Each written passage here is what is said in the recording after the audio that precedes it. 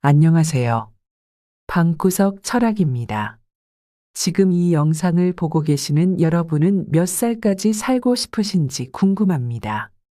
노벨 생리의학상을 수상한 일본 도네가와 스스무 박사는 분자생물학이나 면역학 입장에서 인간이 적절한 영양을 섭취하고 적당량의 운동을 하며 필요한 의학적 치료와 예방을 충분히 한다면 125세까지 살 수 있다. 고 말하였습니다. 다만 사람들 모두가 오래 사는 것을 바라지는 않을 것입니다. 다들 세상을 살아가며 느끼는 만족감이 다르기 때문에 아마도 각자가 원하는 나이는 다를 것입니다. 하루하루가 힘듦의 연속이고 고달픔의 연속이라면 그렇게 오래 살고 싶지 않겠지만 그와 반대로 매일매일 아침에 눈을 뜨는 것이 감사하고 행복하고 오늘이 기대되는 사람이라면 내가 누릴 수 있는 만큼 최대한 오래도록 살고 싶을 것입니다. 그렇습니다. 바로 장수를 꿈꾸는 것이죠. 하지만 그냥 오래 사는 것은 별 의미가 없습니다. 진정한 복이라 할 수 있는 장수는 건강한 무병장수의 삶입니다. 아무리 오래 산다 한들 병상에 누워 호흡기를 달고 생활한다면 그것이 무슨 소용이며 과연 그것을 장수라 할 수 있을까요? 병질에 하나 없이 무병장수하신 분들을 살펴보면 각자가 자기에게 맞는 건강 습관을 가지고 있었습니다. 사람마다 조금은 다를 수 있겠지만 그 뿌리는 동일하니 그들의 습관을 살펴보고 나에게 맞는 것을 찾아 무병장수하는 삶을 추구해 보시길 바랍니다.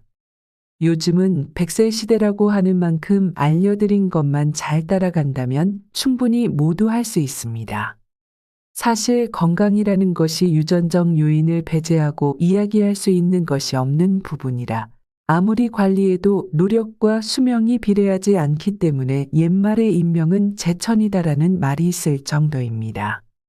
하지만 시대와 의료기술은 많은 발전을 이루었고 타고난 유전을 바꾸기는 어렵지만 현재에 할 수 있는 것에 온전히 집중하고 인명은 제천이라는 말은 잊어버리십시오. 이제부터는 나에게 맞는 건강한 습관을 생각해보고 그것을 찾아서 하루하루 지켜나가며 건강하게 살려고 하는 모습이 올바른 태도입니다. 주변에 건강하신 어르신들을 보면 자신에게 맞는 건강한 습관을 정말 특별한 일이 있지 않는 이상 하루도 거르지 않고 그 루틴을 지켜나갑니다. 예를 들면 동네 공원을 매일 1시간씩 산책하는 것, 작은 뒷산을 올라갔다 오는 것, 엘리베이터를 타지 않고 계단을 이용하는 것 등등이 있는데 자신에게 맞는 것을 발견해서 실행에 옮기는 것입니다. 이런 나만의 루틴이 무병장수의 기본이자 특급 비결이 될 수 있습니다.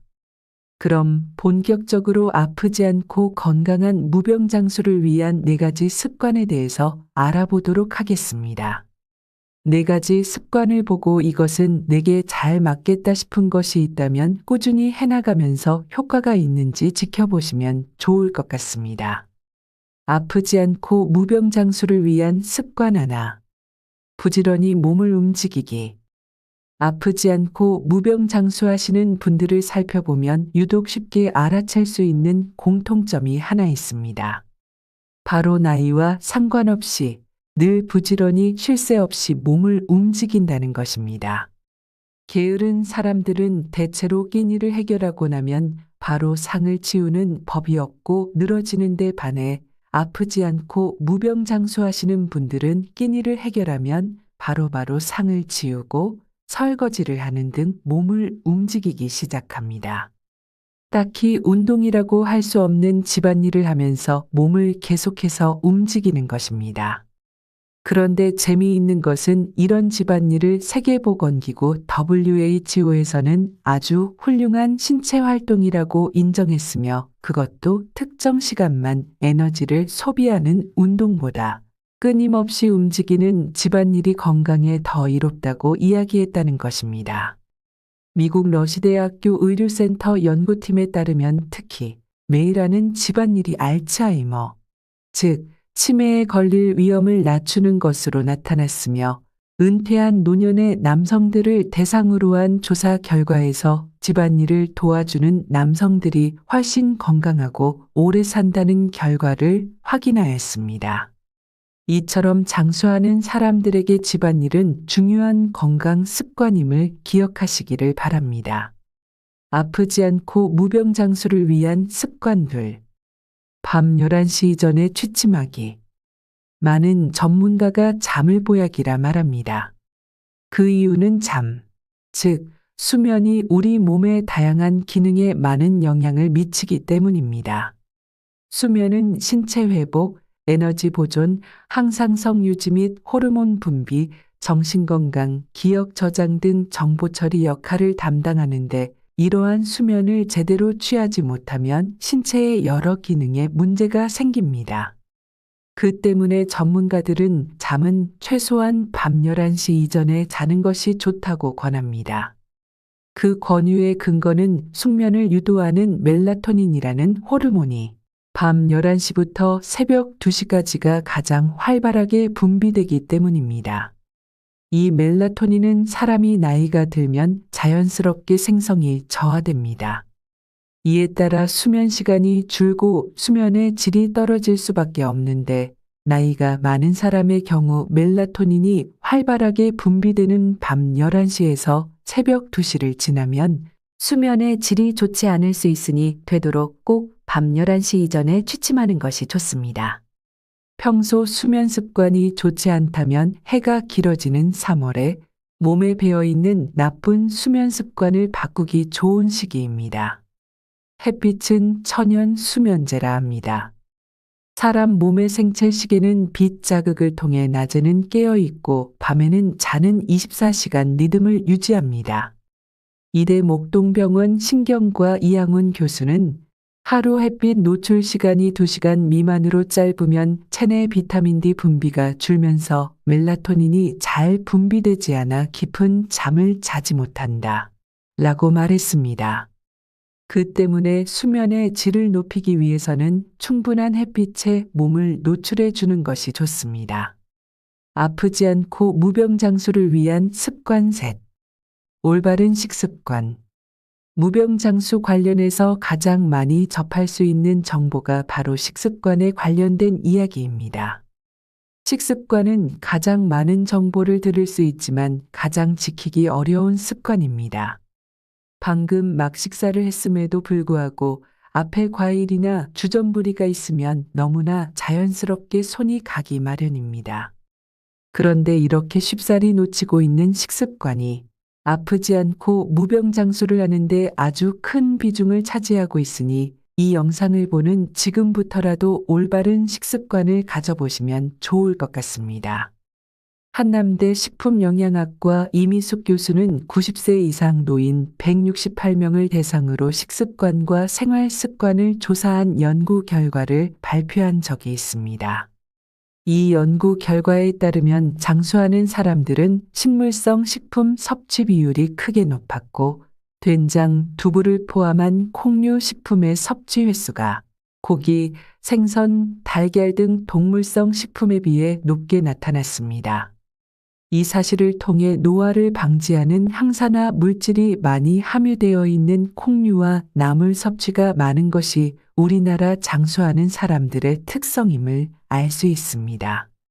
동물성 식품의 경우에는 전 세계 여러 나라 연구들을 살펴보면 치매와 밀접한 관련이 있다는 결과들이 많으니 섭취를 줄이면 건강에 도움이 될 것입니다. 그리고 마지막으로 연구 결과에 따르면 장수인들의 대부분이 하루 3끼를 꼬박꼬박 챙겨 먹고 가족과 함께 즐겁게 식사한다고 대답한다고 밝혀 가족과 함께 매일 3끼씩 규칙적으로 즐겁게 식사하는 것이 장수에 도움이 되는 것으로 나타났습니다. 그러니 매일 3끼씩 잘 챙겨 먹고 가족과 함께 즐겁게 식사하시기 바랍니다. 아프지 않고 무병장수를 위한 습관 넷. 삶에 대한 뚜렷한 목적의식. 삶에 뚜렷한 목적의식이 있는 사람이 무병장수할 가능성이 크다고 합니다. 저는 개인적으로 네 가지 중에 삶에 대한 뚜렷한 목적의식이 가장 중요하다고 생각합니다. 미국 러시 대학교 알츠하이머 질환센터 연구진이 성인 1238명을 대상으로 삶의 의미와 목표에 대한 설문조사한 결과 삶의 뚜렷한 목적의식이 있는 사람은 그렇지 않은 사람보다 사망 위험이 절반 이상 낮게 나왔습니다. 또한 연구진은 목표 지향적인 삶을 유지하면 우울증, 만성 질환 위험이 낮아진다는 사실도 발견하였습니다. 미국 미시간 대학교 애나버 공중보건대 연구진도 50대 이상 성인 6,985명을 대상으로 삶의 목표가 수명에 미치는 영향을 조사하였는데 그 결과 삶에 대한 목적의식이 없는 사람은 목적의식이 있는 사람보다 5년 이내에 사망할 위험이 2배 이상 높은 것으로 밝혀졌습니다. 삶의 목적을 설정하고 목적을 이루려고 노력하는 과정이 건강에 긍정적인 영향을 미치니 건강을 위해서라면 거창한 목표가 아니더라도 쉽게 달성할 수 있는 목표를 설정하고 목표를 이루려고 노력하는 것이 좋겠습니다. 이렇게 아프지 않고 무병장수를 위한 습관 4가지를 알려드렸는데 이것 외에도 무병장수를 위해서는 가장 중요한 것은 아프지 않은 것입니다. 그래서 나이가 들수록 아프지 않게 도와주는 좋은 습관 10가지도 함께 공유해 드리겠습니다. 1. 따뜻한 물 자주 마시기. 따뜻한 물을 자주 마셔야 한다는 걸 스스로 의식하고 자주 마시는 것이 좋습니다. 평소에 따뜻한 물을 자주 마시면 몸이 전체적으로 따뜻해지고 갑상선에 도움이 됩니다. 혈액순환과 신진대사도 원활하게 이루어집니다. 그냥 따뜻한 물도 좋지만 한의학에서 말하는 음양탕이 좋습니다. 음양탕은 뜨거운 물 위에 차가운 물을 부어 섞어 마시는 물을 말하는 것인데 본초 강목에 따르면 맛은 짜지만 독이 없다고 하며 제조 과정에서 발생한 대류 현상 덕분에 신진대사가 좋아지는 등의 효과가 있다고 알려져 있습니다. 특히 공복에 음용하면 좋은 걸로 알려져 있습니다. 주의할 점은 반드시 뜨거운 물에 차가운 물을 섞어야 합니다. 2. 몸을 따뜻하게 하기. 뱃속만 따뜻해도 백세는 산다는 말이 있듯 몸을 항상 따뜻하게 유지해야 합니다. 사람의 체온이 36.5도인데 이 체온을 잘 유지해야 합니다. 사람이 늙어간다는 것은 체온을 잃어가는 과정이라고도 볼 수 있습니다. 그 이유만으로 신진대사 능력이 떨어지고 체내 에너지 발생이 잘 안 되어 몸이 점점 차가워지게 됩니다. 하여 신부의 체온을 잘 유지하는 것이 건강과 관련된 측면에서 아주 중요합니다. 3. 발을 따뜻하게 하기. 사람의 몸 중에서 잘 때 가장 빠르게 차가워지는 신체가 바로 발입니다. 발이 차가우면 혈액순환과 신진대사가 활발하게 일어나지 못합니다. 그리고 손끝과 발끝에 유산이 쌓여 통풍이 올 수도 있습니다. 그렇기 때문에 발을 따뜻하게 유지해야 합니다.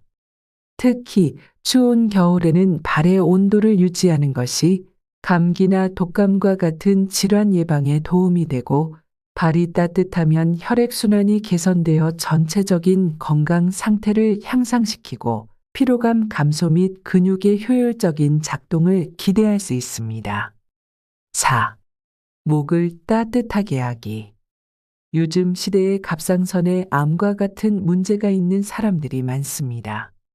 이 갑상선은 스트레스의 영향을 굉장히 쉽게 받습니다. 목에는 몸의 거의 모든 혈관이 모여서 퍼지는 곳입니다. 그만큼 중요한 곳이기 때문에 목을 따뜻하게 더 신경을 써야 합니다. 그 때문에 겨울은 물론 봄과 가을 같은 일교차가 큰 환절기에도 머플러나 손수건을 통해 목을 따뜻하게 감싸주는 습관을 들이면 좋을 것입니다. 5. 취침 전 금식하기. 일반적으로 대부분의 사람이 알고 있는 내용입니다. 사람이 취침 전에 음식을 섭취하게 되면 위의 기능이 현저하게 떨어진 상태에서 음식이 차게 되고 위액만 계속해서 분비가 됩니다. 그래서 야식을 먹고 나면 몸이 붓고 속이 더부룩해지고 하는 것입니다. 수면 전 먹은 음식이 수면의 질을 결정한다는 것을 잊지 말아야 합니다. 취침 전에는 차가운 음료도 피하는 것이 좋습니다. 위에 차가운 것이 들어가면 몸의 체온이 떨어지게 되고 36.5도로 체온을 올리기 위해서 내가 모르는 사이에 많은 에너지를 사용하게 됩니다. 그 밖에도 배에 가스가 차고 트림도 나오고 구취가 생기고 눈이 빨갛게 충혈됩니다. 몸이 움직이지 않으니 나갈 곳이 없어 그런 식으로 내 몸에 나타나는 것입니다. 피로가 자꾸 쌓이고 젖산도 쌓이고 하면서 피로회복이 되지 않습니다. 하여 취침 전에는 금식하는 것이 좋습니다. 6. 스트레스 받지 않기. 만병의 근원이 무엇입니까? 바로 스트레스입니다. 이것을 모르는 사람은 아마도 없을 것입니다. 하지만 이 스트레스라는 것이 참 자기 마음처럼 되지 않습니다. 남들이 스트레스 받는 것을 보면 위로한답시고 뭐 그런 걸 가지고 그러냐 그냥 털어내버려. 이렇게 말하는데 정작 그런 일이 내게 닥치면 내 자신도 별반 다를 게 없습니다. 스트레스를 피하기 위해서는 집착을 버려야 합니다. 하고자 하는 마음만 먹고 집착은 하지 말아야 합니다. 스트레스를 받지 않기 위해서는 명상을 하면 됩니다. 명상을 하면 사람의 마음이 편안해지고 집착과 스트레스를 내려놓을 수 있습니다. 명상은 어렵고 복잡한 것이 아닙니다. 7. 몸을 이완시키기. 취침 전에 몸을 이완시켜주면 이게 수면의 질에 큰 도움이 됩니다. 아침에 일어나면 사람의 몸이라는 것이 바로 번쩍 눈이 떠지지 않습니다. 마치 교통체증처럼 트래픽이 걸려 있는 것처럼 더디기만 합니다. 이럴 때 몸을 이완시켜주면 혈액순환이 잘 이루어지도록 해주고 신진대사를 활발하게 만들어 잠에 취해 있는 몸의 기능들을 빠르게 깨울 수 있습니다. 이런 동작에는 여러 가지 스트레칭도 있고 하겠지만 그중 대표적인 것으로는 바로 불교에서 하는 절이 있으니 다른 운동이 생각나지 않으신 분들은 천천히 한 배라도 해보시면 도움이 되실 것입니다. 8. 소변을 자주 비우기. 소변을 참는 것이 사람의 건강에 생각보다 많은 영향을 끼칩니다. 가장 일반적으로는 방광염이 있을 것입니다. 특히 여성분의 경우에는 더 쉽게 걸리는 질환인데 그 이유는 화장실이나 잠자리 같은 것에 여성이 남성보다 더 예민하기 때문입니다. 남성보다 요도의 길이가 짧은 것도 주요 원인이기도 합니다. 소변은 신체의 노폐물입니다. 그러니 이 노폐물을 제때제때 비워줘야 다음 노폐물들이 소변에 쌓이게 되고 걸러주는 역할을 하고 여러 가지 질병 등을 예방할 수 있게 되는 것입니다. 특히 잠이 들기 전 꼭 비워주시는 것이 좋습니다. 9. 혀를 자주 움직이기. 혀를 자주 움직이라는 말이 어색하신 분들도 계실 것입니다. 혀를 자꾸 움직이면 아밀라아제가 많이 생기고 그로 인해 소화에 도움이 됩니다. 그리고 이 혀를 움직임으로써 뇌와 안면 부위의 신경을 간접적으로 자극하여 뇌 위축을 줄이고 안면신경과 근육 노화를 방지할 수 있습니다. 일본 치과대학 니가타 생명치약부 고이대 가오루 교수가 개발한 혀 운동을 하면 치매 예방에 도움이 되고 미용 효과를 볼 수 있으며 수면 중 무호흡증과 코골이 증상을 완화할 수 있고 입냄새와 충치를 예방할 수 있습니다. 혀를 운동하는 방법은 다음과 같습니다. 첫째, 혀 돌리기는 눈을 뜬 상태에서 입을 다물고 2에서 3초 만에 혀로 잇몸 바깥면을 더듬듯이 시계 방향으로 돌립니다. 10회 실시 후 반대 방향으로 10회 돌립니다. 반복해서 총 40회 돌립니다. 둘째, 입을 벌리고 검지 두께 정도로 위아래 치아를 벌린 후 입 천장 앞쪽 솟아오른 곳에 혀끝을 올려 붙이고 혀로 위턱을 향해 10초가 세게 누릅니다. 5초 쉬고 다시 혀 누르기를 하여 총 3회 실시하고 익숙해지면 혀 뒷부분으로 누르기를 합니다. 셋째, 혀 내보내기는 고개를 살짝 들어 비스듬히 위를 보고 아래턱을 내밀면서 혀를 천천히 쭉 내밉니다. 혀를 위로 향하고 10초간 유지 후 혀를 아래로 향하고 10초간 유지합니다. 총 3회 실시하면 됩니다. 10. 명상하기. 마지막으로 명상입니다. 명상을 마지막으로 이야기한 것은 그만큼 명상이 이 10가지 습관 중에 가장 중요하기 때문입니다. 앞에서 아프지 않기 위한 좋은 습관 9가지를 말씀드렸는데 이 9가지를 집착하듯 하면 건강할 수가 없습니다. 집착하는 순간 스트레스가 필연적으로 따라오기 때문입니다. 스트레스는 만병의 근원이라고 하였으니 스트레스가 생기는 순간 절대 건강할 수가 없습니다. 그런데 명상을 통하면 나머지 9가지를 편안하게 집착하지 않고 실천할 수 있게 되고 명상하면 마음이 편안해지기 때문에 집착하는 마음과 스트레스에서 벗어날 수 있게 됩니다. 그리고 나머지는 그저 순리대로 자연스럽게 물 흐르듯 하시면 됩니다. 그럼 어느 순간 나머지 9가지 또한 명상이 되는 것입니다. 이런 것을 두고 바로 생활 명상이라고 합니다. 이번 영상에서는 아프지 않고 무병장수하는 습관 4가지에 대해 알아보았습니다. 첫째는 몸을 부지런히 움직이기. 둘째는 밤 11시 이전에 취침하기.